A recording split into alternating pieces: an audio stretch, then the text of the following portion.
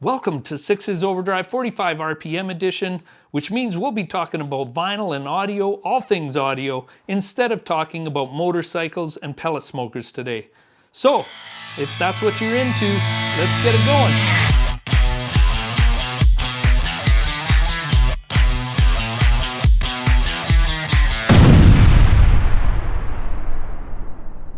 Hey, welcome to Six's Overdrive 45 RPM edition, all things audio here. Today we're doing a record review, and that record review, of course, is of the infamous first album from Devo. Are we not men?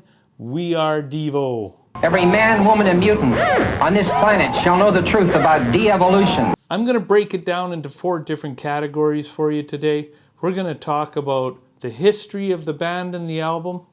And I'm also going to take a link and put it down below to Spotify so that while you're in the comment section commenting on this, you can go and listen to the actual album in its entirety right there on Spotify with the link I provided. And as always, I can't play the album or they're going to blow up the video. They're going to wipe it off the face of the earth. This album here, this actually dates back to 1978. It's one of the first albums that I've ever owned, and it is Devo's, in my opinion anyway. Maybe you want to disagree with me down below in the comments, but it is the best album by a country mile. It has influenced so many other new wave and punk groups. It's phenomenal. I have owned everything in this: cassettes, CDs, albums. I've pretty much done it all. I've rebought it every time. And then just recently it became a reissue in October of 2020. And so I bought it again for my record collection that somebody sold at a garage sale somewhere sometime. This album was produced by Brian Eno primarily, but David Bowie had a part in this.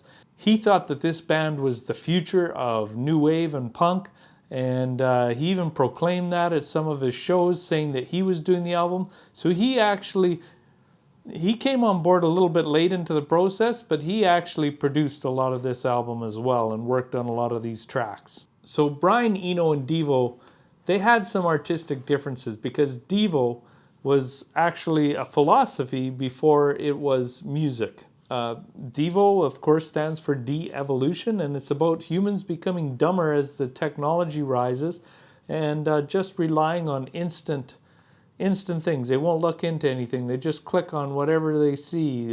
News headlines grab their attention, but they don't read the rest of the article. They're kind of like Nostradamus, actually. But they actually didn't want a whole lot of interference in what they were doing with the record. Because it was part of their philosophy. It wasn't just music to them, it was a philosophy. So Brian Eno, you can definitely hear his mark on some of the more synthy tracks on this album, and some of the more kind of punk-inspired, more raunchy, a lot quicker songs. Devo kind of shoved Brian into a corner and said, "We don't want you helping on these." The phrase "Are we not men" was actually taken from the Isle of Dr. Moreau by H.G. Wells. So anyway, this CD, after it was released, was not really overly kind by some critics. Other critics seemed to love it and say it was the future. But generally, it started getting critical accolades more into the 90s, actually, late 80s, 90s. And then it started to be known as one of the most influential new wave and punk albums of its time. So it was really an album ahead of its time, and to this day you can really see a lot of this album in a lot of the new wave and the indie bands coming out right now. Their jarring sounds and everything. So anyway, that's kind of the history of what they were. They were kind of a pioneer. And this album really shows where they were. They ended up evolving into more of a synth new wave band, but this album here is pretty raw and ready to go. Probably the most common and most well-loved song on this album is Uncontrollable Urge. A great tune and very hard driving, fast. It really represents what Devo was about. It also has been used in multiple soundtracks. In movie soundtracks, it's just about everywhere, like Dick and Jane, and there's a whole bunch of them. Anyway, Uncontrollable Urge, starting out the album, and it's a good tone to start the album. Of course, you've got the Rolling Stones' Satisfaction, done by Devo, which is quite different. It's kind of offbeat and quirky, but people love this, and there was some guitar sounds in there that are still being used today. Mark, one of the leaders, one of the brothers, used to put all of his guitar pedals onto his guitar and then tap them, and he had modulators and everything that he would manipulate. And the sounds that they did live or on the albums, they would actually perform live, just kind of analog like that. And it was kind of cool. And of course, Jocko Homo on side A finishes off side A with typical Devo style and energy.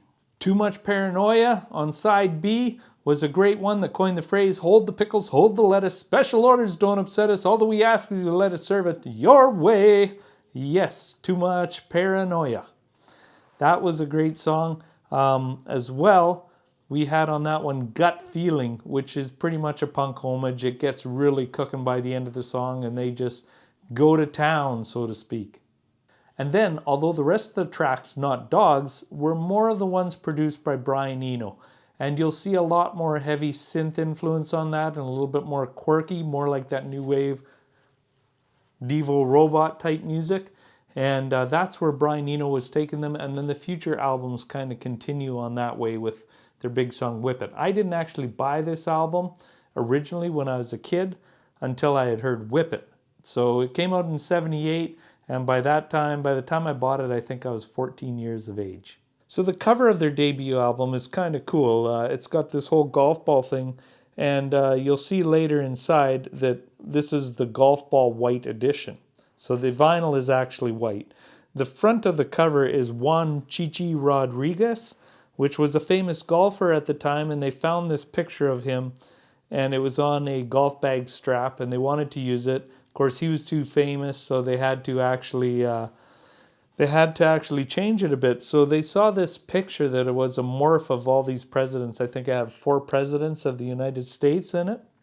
And it was a general picture, and they mixed that with Chichi Rodriguez's likeness and came up with this dude right here with the actual size on his hat. Very famous, iconic album cover. Very simple, very much representing what the band is all about, which was kind of a craziness.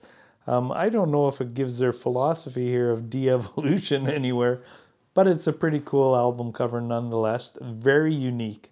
So inside, we'll pull it out here. Now, of course, you have the lyrics. This is just like what it was when I was a kid. And there you have Devo right there. And then on the back, they have a photo collage. So this is a photo one. It's not just paper. It's got like more of a photo paper thing than the paper that comes out that leaves all the residue on albums. I still be careful with it for scratching because it's in there pretty tight. There's the golf ball white. There it is.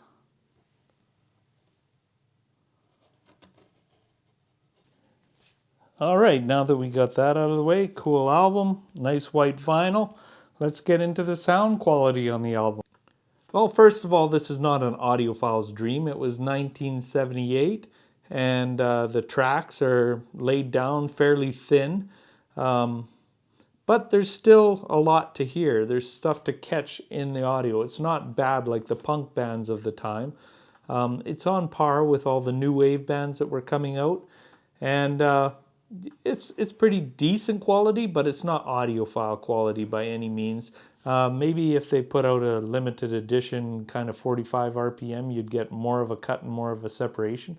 But it's kind of that compressed early 80s, late 70s kind of production. It's more about the songs and the experience of Devo than it is about the audio quality. So in summation, I'd just like to say that this album is, in my opinion, if you want something that's influential that not a whole lot of people are buying, this is a great album to listen to, and then go back to some of the more modern bands and just hear all the influences that this band brought forth back in the late 70s. It's kind of cool. It's a piece of history. This is truly why people buy albums, to get a piece of the history of where music came from.